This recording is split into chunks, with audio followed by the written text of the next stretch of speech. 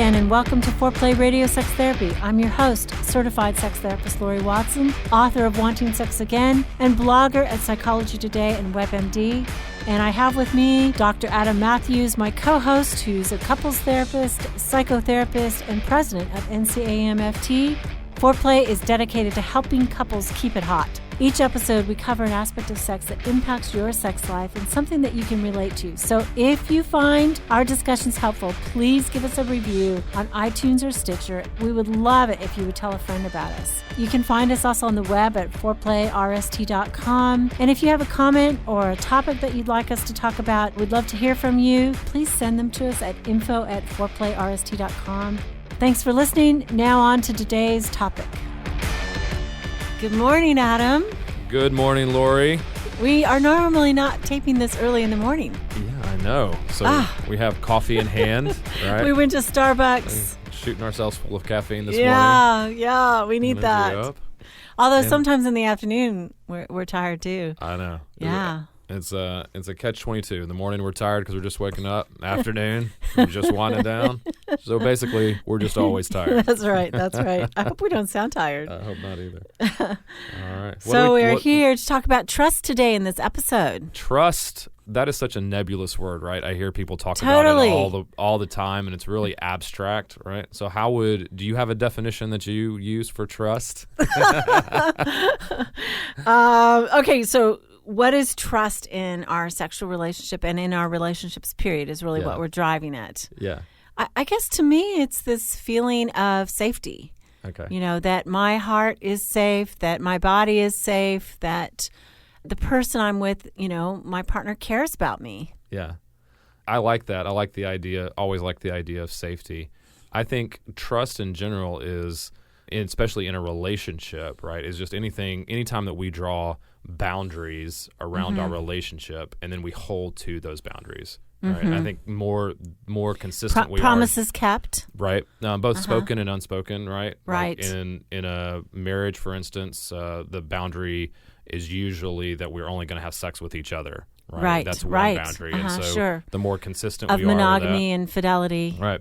And so the more consistent we are in that, the more we trust we trust the other person to be able to do that, the more consistent we are. When that gets broken, of course, when somebody steps outside of the relationship, for instance, then trust is broken. Trust is broken. But we have all kinds of boundaries that we draw in our relationship. And I think just the along that line of fidelity, right?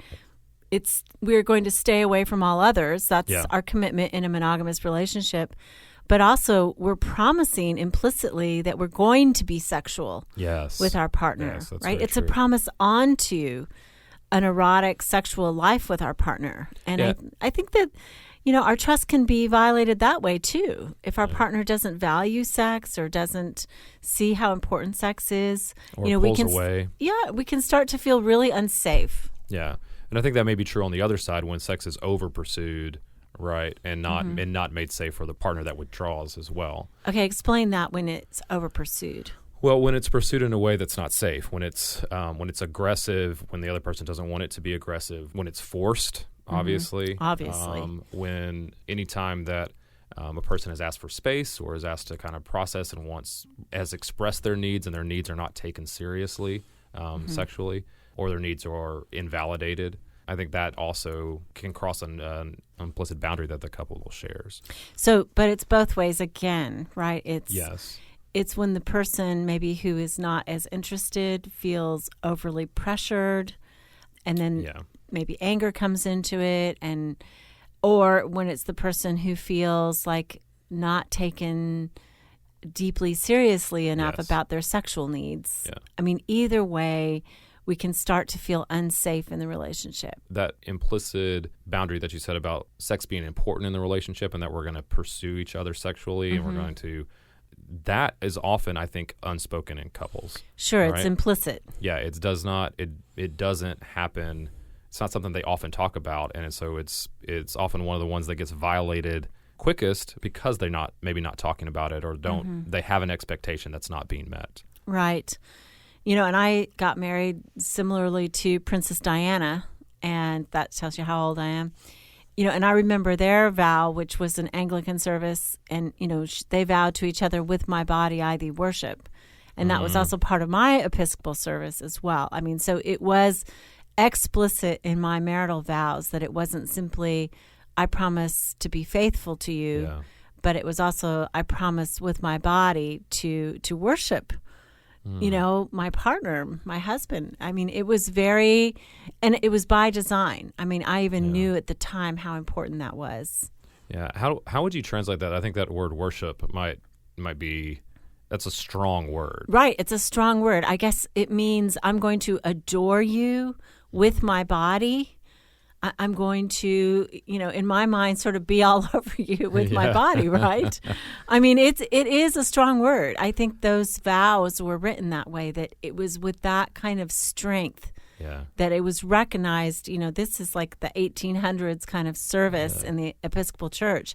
It was recognized how important the physical relationship is to marriage. Yeah. I love that. I love that word adore, like I think connected with worship, because we're not talking about exalting the other at the expense of yourself. Like it's really more about moving toward each other, that you're both saying that you're going to do that. And it's a high form of love that we're giving ourselves fully over to our partner. Right. With utter vulnerability, right? Yeah. I mean, I think it's an elevation of the body relationship. I mean, in a coupleship, we are more than just working partners. We are also body partners. Yeah.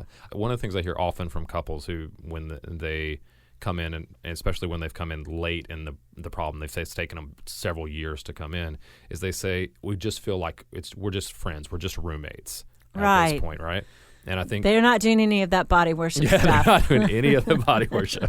I like that. Body worship. I mean, I think but I think that's what you're saying, right? I think you're saying that how important it is, because that defines that relationship is different. And so there's a trust there that we're going to give ourselves to each other physically.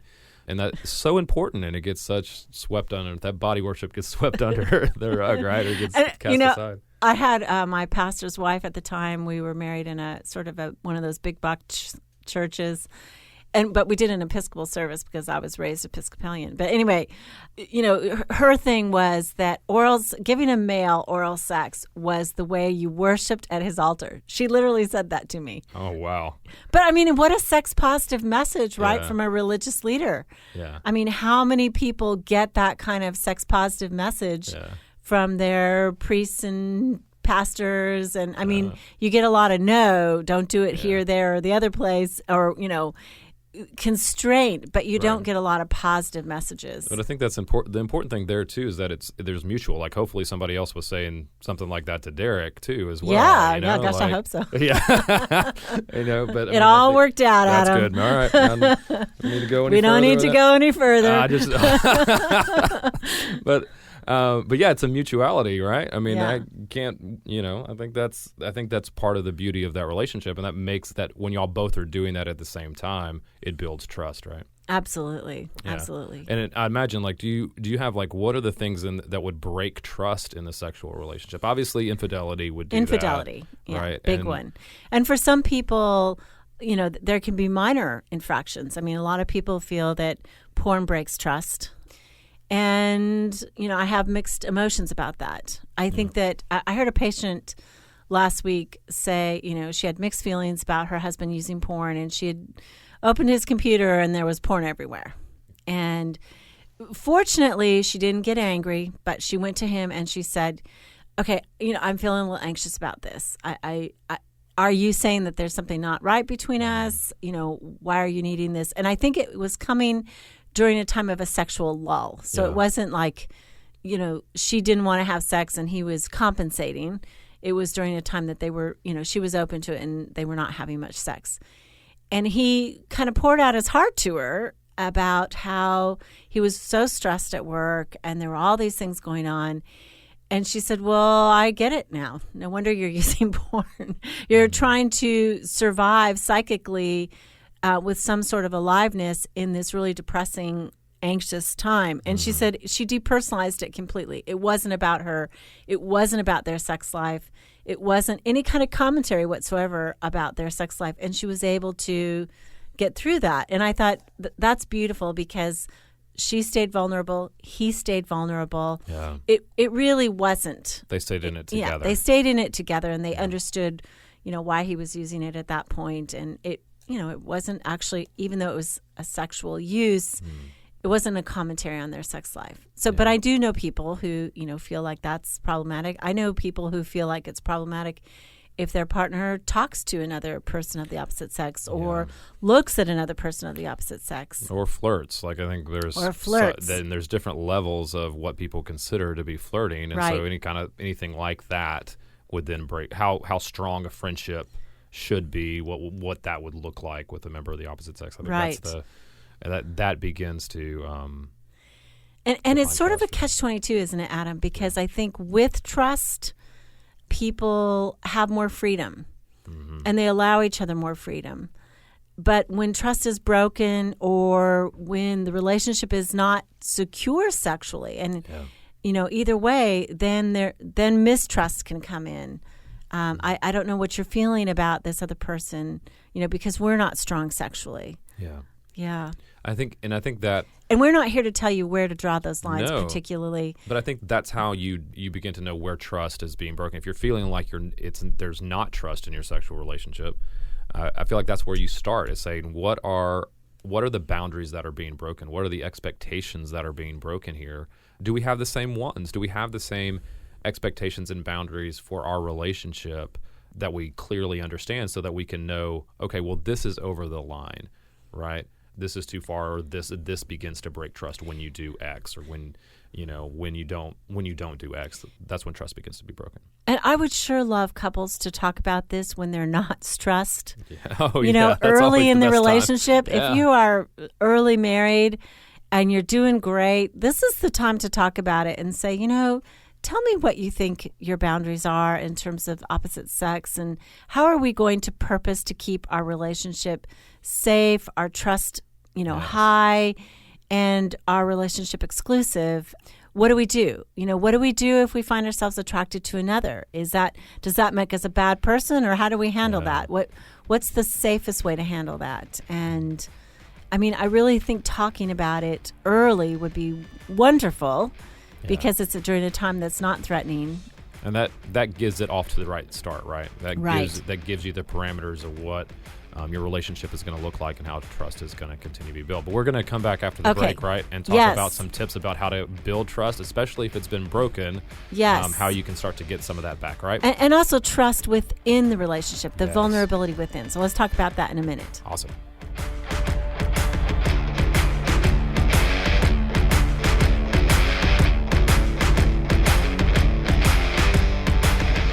Wanting Sex Again: How to Rediscover Desire and Heal a Sexless Marriage by certified sex therapist Laurie Watson.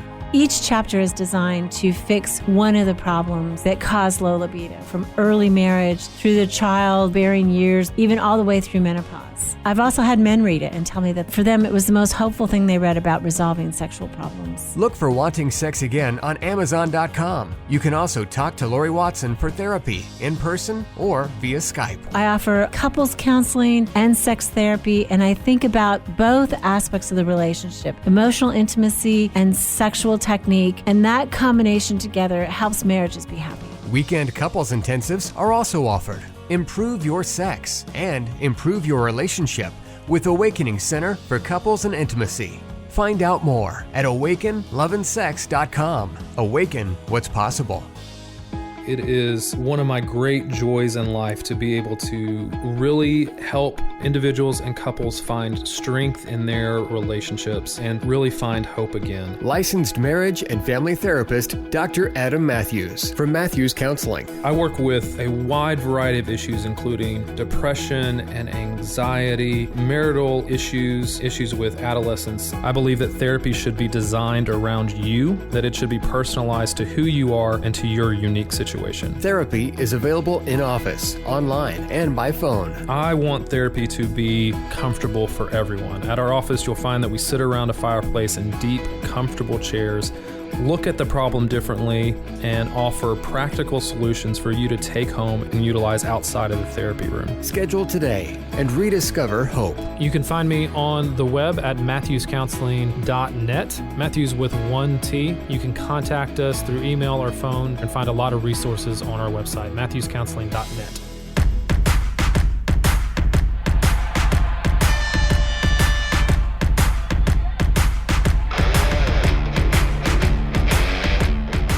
Okay, we're back. Foreplay Radio Sex Therapy with Laurie and Adam, and we are talking about trust today.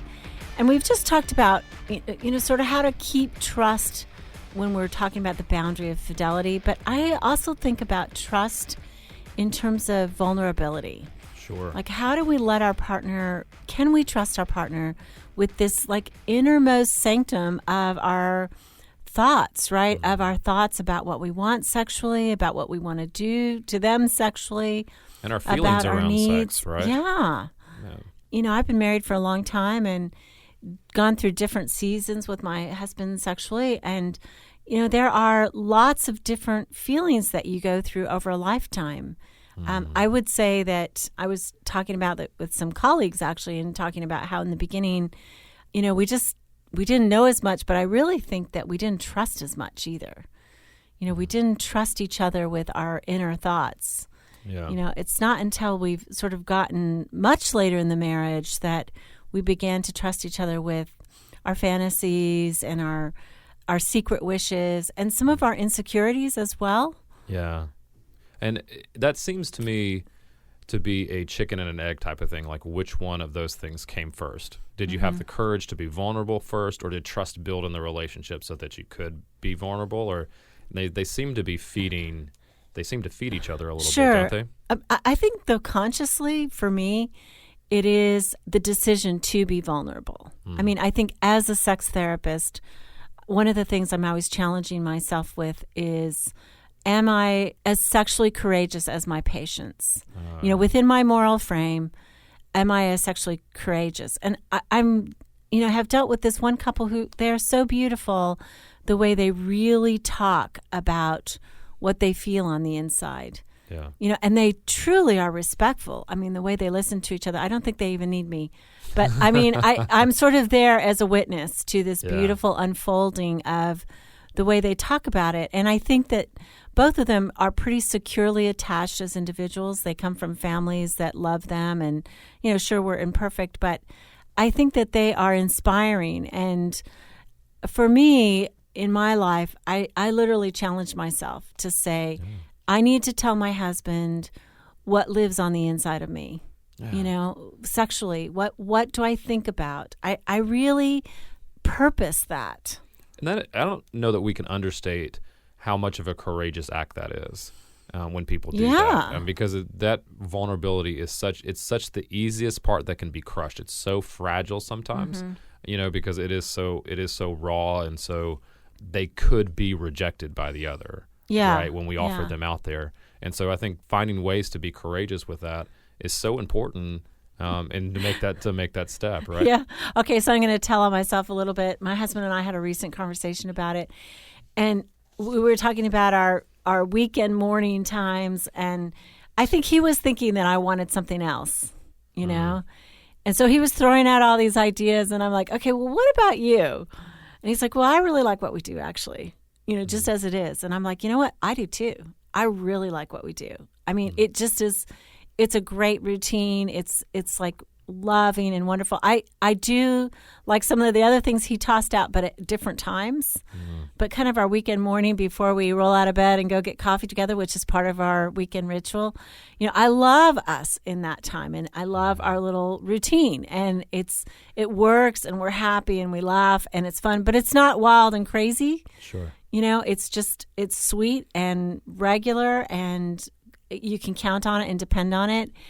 And I mean, I was like kind of relieved to hear too that he liked it, because I think when he first started talking, he was trying to anticipate what I was going to say, we had to like slow it down and say, okay, but to me, it was this wonderful trust building moment. Yeah. It wasn't just in, okay, what we're doing is acceptable to each other, but it was so vulnerable. talking about what we really felt. Yeah, and that seems really free of judgment too, and defense. Like there's no defense in like pushing what you want. Y'all were just sharing to try to understand each other better, rather than try to get your way. Exactly. Yeah, exactly. That's so great. It was a good thing. I think the other thing I heard in there that in you sharing there, Laurie, which is so great, is the consistency in what y'all do. Mm-hmm. Like there is something that is trust building when you have routine that you can depend on in the relationship. Right? Yeah, at least for us. Yeah. I mean, and I think that, some people, it isn't like this just a calendar date. It's just that our week frees up on the weekend. Yeah. Well, no, I think more than, I don't mean boring, like you do the same thing every week routine. I mean, like trust is really about dependence, right? I mean, like, there's something that I can depend on that is going to happen. So even if it's I can depend on that we are going to pursue each other and have spontaneous sex, like we know it's going to come. Sure. Or if like our routine is even that we flirt with each other consistently throughout the day via text message, or that we leave notes for each other, or that we even we're going to have a date night every week, or we're gonna whatever it is that I can rely on, and specifically sexually, that I'm not wondering if it's going to happen sometime in the future, or I'm not wondering about whether it's okay to share our needs because we have regular conversations about it. But you're saying that regularity builds trust. Yes, absolutely. Yeah, absolutely, it does. Essentially, I think trust is consistency over time. Right. Mm-hmm. And so finding a way that makes that, whether it's we just regularly have conversations about sex, or we pillow talk, or we, whatever, like we share fantasies with each other and are real consistent with that. Like whatever it is, it's just that there is some consistency in our sexual life together over time. And I think that helps builds it. I think you're absolutely right. I also think that, maybe we could give people some specific things to help them build trust. Sure. One tip I would say is don't ever directly criticize your partner's body. Oh, yeah. I mean, just don't do it. It's like that's the part that they're going to share with you. And so, I mean, I know that there are times that maybe you get unhappy with your partner's body, but saying it in a way that isn't critical or encouraging them toward health versus saying you don't like this and that and the other thing about them, I think that's crazy. Yeah. I think it's even crazy to criticize what they're wearing. Oh, yeah. I mean, I know sometimes people say, my partner would look better in this and that. And it's like, well, buy that for a gift. Yeah. Don't tell them. Yeah, I think that's so. My husband's getting new shoes for Father's Day. Yeah. Because he always wears funky clogs. Yeah. Tell me a little bit about how you would balance that with what you said earlier about being vulnerable and sharing your thoughts and feelings. Like, I get that, and I absolutely agree. Don't criticize. Yeah. But I think some people may hear a mixed message there. Vulnerability is not a mind dump. We never, ever, I think, get permission to say, this is just what I feel. Somehow or another, people get married and they think that they are entitled to mind dumps, just to talk about whatever, however.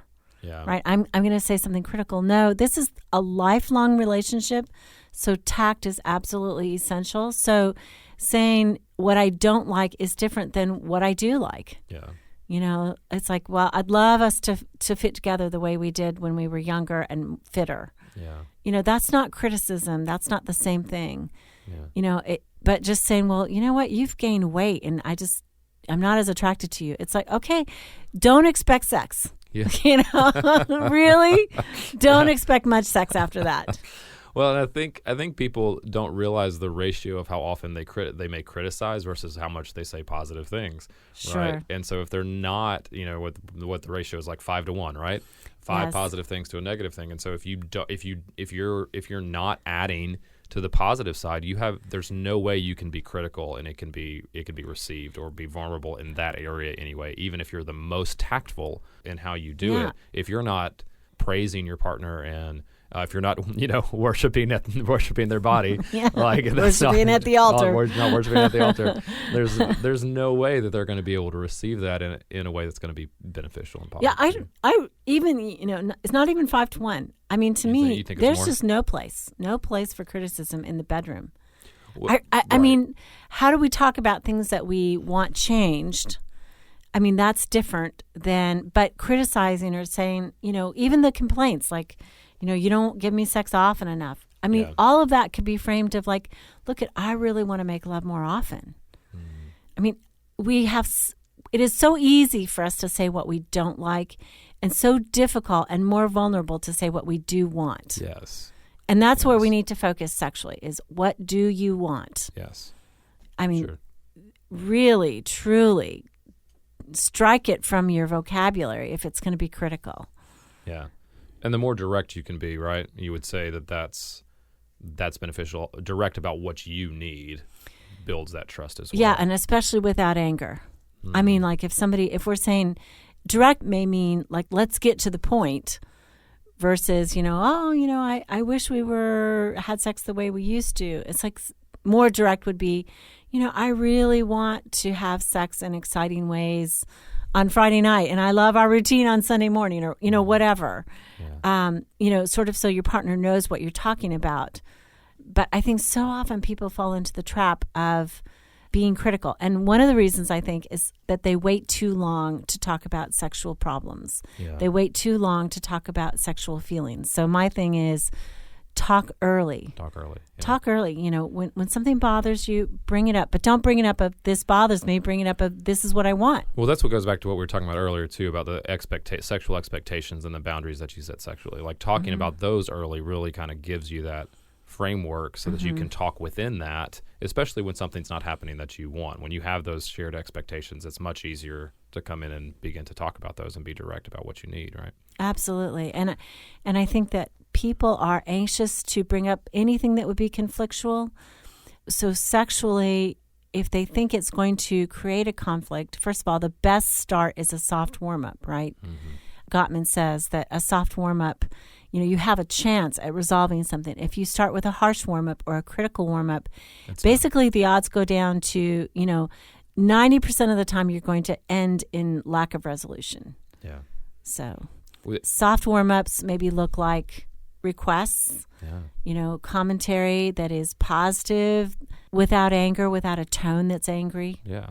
So one more thing I wanted to get to before we have to be done that I think is important is you mentioned to me earlier the idea that trust gets built when we respect when a partner says no to sex. Yes. And I think that's really important, and I don't want to miss that, because we talk a lot about the need to pursue and or to talk about sex in a way that's positive, and to express needs and say I need sex and talk about that. But respecting a no also needs to build trust. Yes. Absolutely. Yeah. If my partner says, I don't want to do that, I mean, that may be deeply disappointing, and we can talk about it at another time, but harping on something, or if your partner just isn't in the mood for it at that moment, and pouting and, and like respect. I mean, we have to commit to deep respect for our partner.